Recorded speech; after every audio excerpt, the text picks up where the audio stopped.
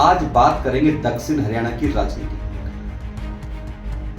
दक्षिण हरियाणा की राजनीति की बात करें तो केंद्रीय मंत्री राव इंद्रजीत सिंह के इर्द गिर्द पूरी राजनीति घूमती हुई दिखाई देती है। बात पंचायत चुनाव की हो या फिर लोकसभा चुनाव की, बात एक कर्मचारी की नियुक्ति की हो फिर डीसी की नियुक्ति, तमाम ऐसे मसले हैं जो कि इर्द गिर्द राव इंद्रजीत सिंह के घूमते हैं। हालांकि ऐसा नहीं कि यहाँ पर और बड़े नेता नहीं है। पूर्व सांसद सुधा यादव आज सबसे पावरफुल, भाजपा की सबसे पावरफुल जो कमेटी है उसमें शामिल है, भाजपा संसदीय बोर्ड में शामिल है। भूपेंद्र यादव संगठन के जानकार, बीजेपी का जो कोर संगठन है आरएसएस, उसके सफर से लेकर आज केंद्रीय पर्यावरण मंत्री तक का सफर, तमाम लोग इससे जानकारी रखते हैं कि उनका ओहदा बीजेपी में क्या हो, कितना वो पावरफुल है।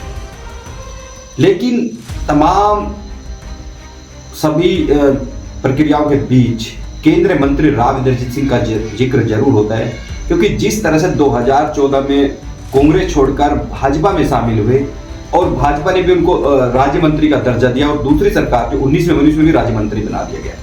सबसे बड़ा जो एक कहीं ना कहीं जो कमी महसूस होती है, जो राजनीतिक दृष्टि से केंद्रीय मंत्री का दर्जा आज तक उनको नहीं दिया गया, लेकिन भूपेंद्र यादव को सीधे कैबिनेट मिनिस्टर बना दिया गया। जमीनी स्तर की बात कर ले तो जमीनी स्तर पर आज भी केंद्रीय मंत्री राव इंद्रजीत सिंह मजबूत नजर आते हैं। आज भी उनके पास एक कार्यकर्ताओं की लंबी फौज है। वो जहां पर खड़े होते हैं भीड़ का जमावड़ा लग जाता है, एक जनसभा का रूप ले लेता है। लेकिन आखिर क्या कारण है कि तमाम मजबूती के बावजूद राजनीतिक दृष्टि से या सत्ता की पावर की बात कर लें तो उतने मजबूत नहीं दिखाई देते जितने कि जमीनी स्तर पर मजबूत दिखाई देते हैं। ईओ रेवाड़ी की बात कर लेते हैं। रेवाड़ी नगर परिषद में जिस तरह से उनकी पसंद की चेयरपर्सन पूनम यादव को चेयरमैन बनाया गया, चुनाव जीत कर आई, कहीं ना कहीं राव इंद्रजीत की बड़ी भूमिका थी उनको चेयरमैन बनाने में। ऐसे में जब भी चेयरपर्सन की बात आती है तो राव गुट में जाती है। लेकिन 2 साल की बात कर ले तो रेवाड़ी नगर परिषद में विकास कार्यों के नाम पर कोई खासी उपलब्धि नहीं है। यूं कहे तो खाली हाथ है रेवाड़ी नगर परिषद उपलब्धियों के नाम पर। उपलब्धि या फिर कमी सीधे राव इंद्रजीत से जोड़कर देखी जाएगी कि उनकी आशीर्वाद जिनको मिला था, पूनम यादव यहाँ पर चेयरपर्सन है। गठन से लेकर रेवाड़ी नगर परिषद गठन से लेकर 2 साल बीत चुके हैं, तमाम मसले उठाए गए, तमाम आरोप प्रत्यारोप लगे, पार्षदों ने चेयरपर्सन को घेरा, तमाम मसले उठे।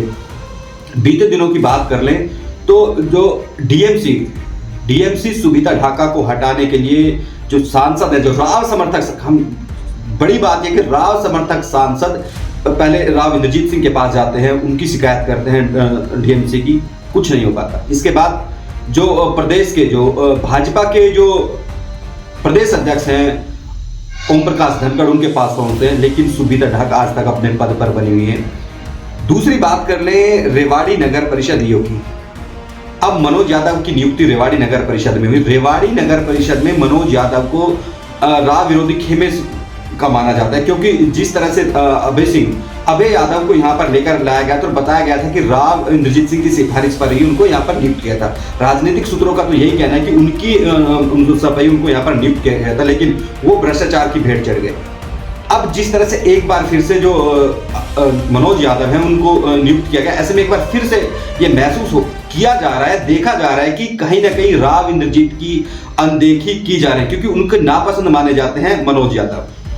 लेकिन चेयरपर्सन पूनम यादव राव इंद्रजीत खेमे से, ईओ विरोधी खेमे से, ऐसे में समझा जा सकता है कितना कोऑर्डिनेशन ये यहाँ पर कर पाएंगे और रेवाड़ी के विकास को आखिर कितनी गति मिल पाएगी। उम्मीद तो कम ही है, लेकिन देखना होगा कि इसमें कितना कोऑर्डिनेशन कर पाएंगे। लेकिन सवाल यही है कि आखिर राव इंद्रजीत को क्या किसी साजिश के तहत कमजोर करने का कार्य चल रहा है, ये भी समझने वाली बात होगी। क्योंकि जिस तरह से सुधा यादव की नियुक्ति की बात कर ले, भूपेंद्र यादव की नियुक्ति की बात कर लें, तमाम ऐसी चीजें घटनाएं घटित हो रही हैं जो कि कहीं ना कहीं जो राजनीतिक जानकार है, पॉलिटिकल पंडित है, राजनीतिक पंडित, उन्होंने कहना शुरू कर दिया कि कहीं ना कहीं एक योजनाबद्ध तरीके से राव इंद्रजीत को कमजोर करने का काम भाजपा के अंदर ही चल रहा है। ऐसे में राव इंद्रजीत इस चक्रव्यूह को कितना तोड़ पाएंगे यह भी आने वाले समय में देख रहा हूं, क्योंकि जिला प्रमुख का चुनाव हो राव इंद्रजीत के बिना नहीं जीत पाते।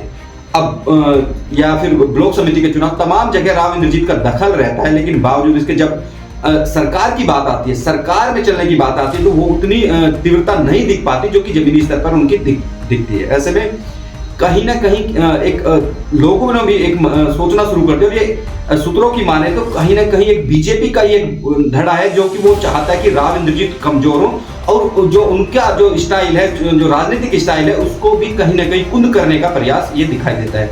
हालांकि अब 2024 का लोकसभा चुनाव, उसके बाद विधानसभा चुनाव, 2024 तक काफी तस्वीर क्लियर हो जाएगी, क्योंकि केंद्रीय मंत्री राव इंद्रजीत सिंह की जो पहली प्रायोरिटी है वो बेटी आरती सिंह राव को पॉलिटिकली मजबूत करना है, उनको सेटल करना है। ऐसे में वो इसमें कितना सफल हो पाते हैं, क्योंकि जब भी कोई मंच पर वो बात कहते हैं, इस बात का उनको दर्द दिखाई देता है, उनका दर्द झलकता है कि वो अपनी बेटी को सेटल करने में कहीं ना कहीं अभी तक सक्सेस नहीं हो पाए। ऐसे में केंद्रीय मंत्री राव इंद्रजीत के भी सामने भी बड़ी चुनौती है कि आखिर वो अपनी जो राजनीति है, जो कि विरासत है, उसको किस तरह से आगे बढ़ाएं। ये आने वाले समय में देखना होगा।